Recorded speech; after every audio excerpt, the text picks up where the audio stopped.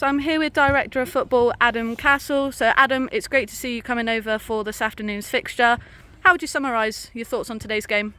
Well, it's end to end, we knew it would be a tight game. Saltash are kind of mid-table like ourselves, so it was always going to be tight. I think the lads will probably be disappointed that it got as tight as it did, but they found it within themselves to come back and get a late winner, and that's always a nice feeling. And I know the lads have conceded late goals recently, so that's a nice boost for them, I think, to get a hard-earned 3 points against a good side with a late winner. And that is now just slightly over a third of our league fixtures played this season, and we were tipped as one of the favourites at the start of this campaign. Do you feel that label has perhaps hindered us as we've gone now into October?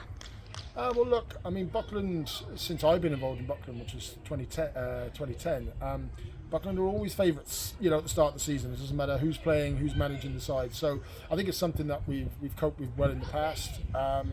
And being one of the favourites this year, I think we probably are still one of the favourites, but looking at the league table, there's probably about 10 favourites. So all the lads can do is keep chipping away, win as many games as they can, and see where we get to at the end of the season. And given some of that expectation and potentially pressure, that does ultimately fall on Dan's shoulders as well. And we've obviously experienced some change in his management team so far this season. And how do you think Dan has handled those changes? Yeah, look, I think Dan will be the first to say that there's probably been a bit too much change off the field. Things didn't quite work out for whatever reason.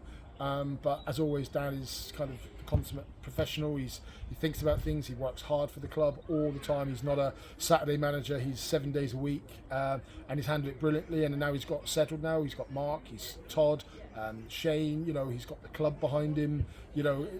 Dan is just doing a fantastic job all round. And the club also put faith in a series of our players in the summer, announcing 6 contracted players. Do you think this has turned out to be a positive decision, which has enabled the squad to be quite settled? Yeah, that was the whole idea of it. The whole idea of it was to secure talented players and know that we were going to keep them and not lose them during the summer, August, September, October. I suppose in an ideal world you'd love to have everybody on contracts. You wouldn't lose anybody, but that's not the reality for us. We did it for a select few. It does allow Dan to have that confidence to know that those players are going nowhere. They're our players.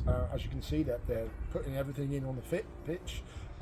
Whether it's the right thing or going to be a success for the season, I suppose it's too early to say, but we do know that we have a core number of players that are ours all season.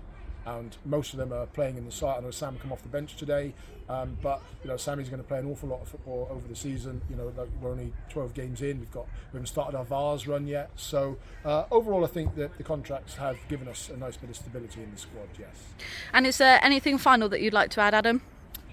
No, it's great to be here. It's a fabulous day. The place is looking very, very well. It was a decent enough crowd today as well.